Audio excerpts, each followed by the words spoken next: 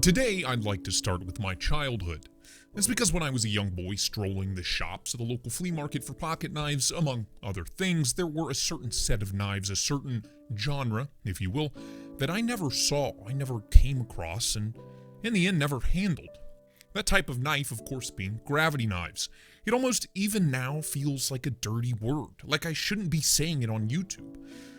So long have gravity knives been synonymous with action movie villains and almost unavoidable jail time that I had gotten to the point where I just assumed that they didn't really exist, that they were just something made up by Hollywood screenwriters.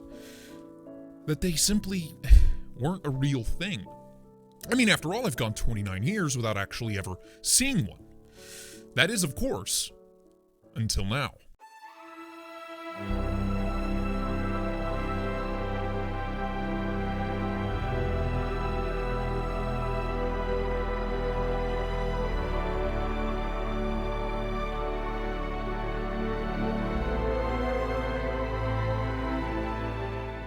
That's because this is the Reate Knives Exo Gravity Knife, a full-sized, full titanium, full-blown gravity knife in every single way, and compared to what most of us see when we think of a quote-unquote knife, this is a really wild and bizarre-looking piece of cutlery. Closed up, it is just this heavily milled rectangle of titanium in micarta that looks like it fell out of a time-traveling alien's back pocket.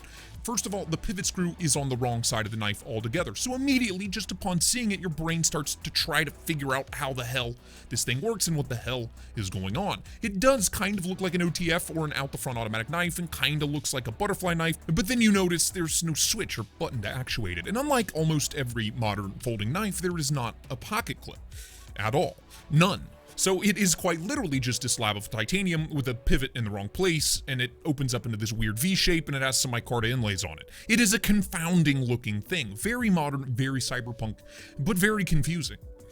Opening this thing up with the help of good old Sir Isaac Newton and literally nothing else at all, we are met with a sizable and shiny dagger blade. Not a dagger style blade, but a true dagger ground blade, as in both sides of the blade are as slicey as they look. And for me personally, Honestly, I've never really been a big fan of the way a dagger-style blade looks. Something about the over-the-top tactical application intended makes it all feel kind of cheap to me. I don't know. But let me assure you, this super stabby belt satin finished piece of Elmax steel is about as far away from cheap as you can possibly get.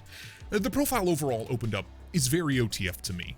Just a stabby blade attached to a metal rectangle, and to be honest, I'm still on the fence about the looks of the micarta inlays. It just feels somehow out of place. All things considered, I honestly think this knife is at its best when the locking mechanism is opened up.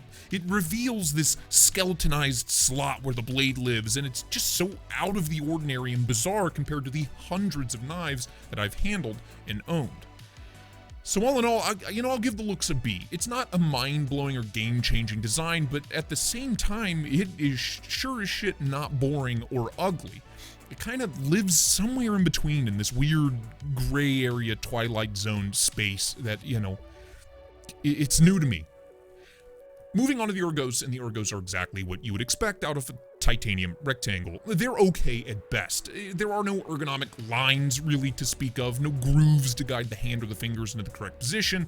You really don't even get any kind of hints as to where to put your hand. You just kind of have to guess until you get it right. That being said, once you do get it right, it's not uncomfortable.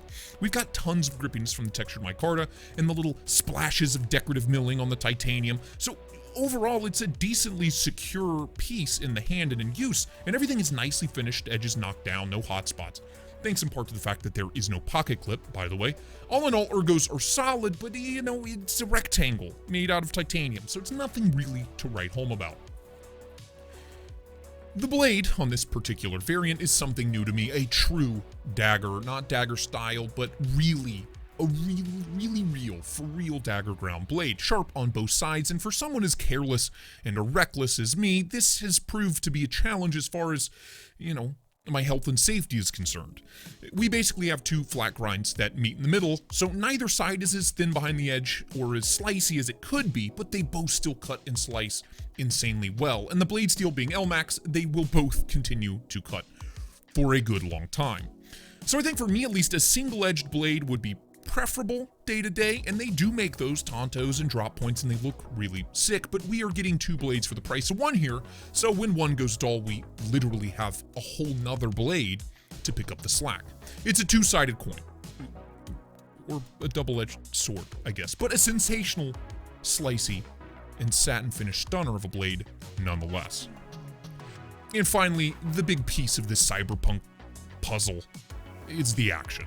This is a gravity knife, which means there are no springs, no lock bars, no liner locks, no nothing. Just a free hanging blade that runs in a track in the titanium scales. And the only thing that can open and close it is gravity and or centrifugal forces, both of which make for some dynamite fidgeting, if I'm being honest. For opening and closing, you simply pinch and lift the one side of the handles into this V formation, kind of Transformer-esque V formation, which releases the little tab in the slot, allowing the blade to slide freely back and forth.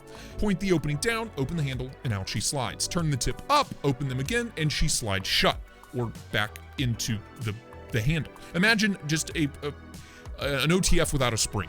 It's basically how it works. Closing the handles back up is what actually locks the blade in place, which the more I play with it seems more and more intuitive to me, kind of like obviously that's how it works. It kind of just works, and it kind of just makes sense. You can alternatively flick the wrist while opening the handles, which absolutely rockets the blade out real quick and in a hurry, and also results in some outrageous noises. Honestly, the noises are like the cherry on top of this piece. My wife literally told me on several occasions to put it away.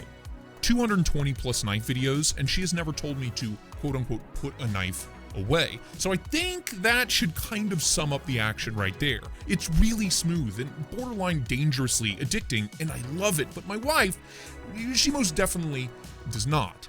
Great action, really new and different and fresh to me personally, and I love it. I just couldn't get enough of it while I had it here in the studio.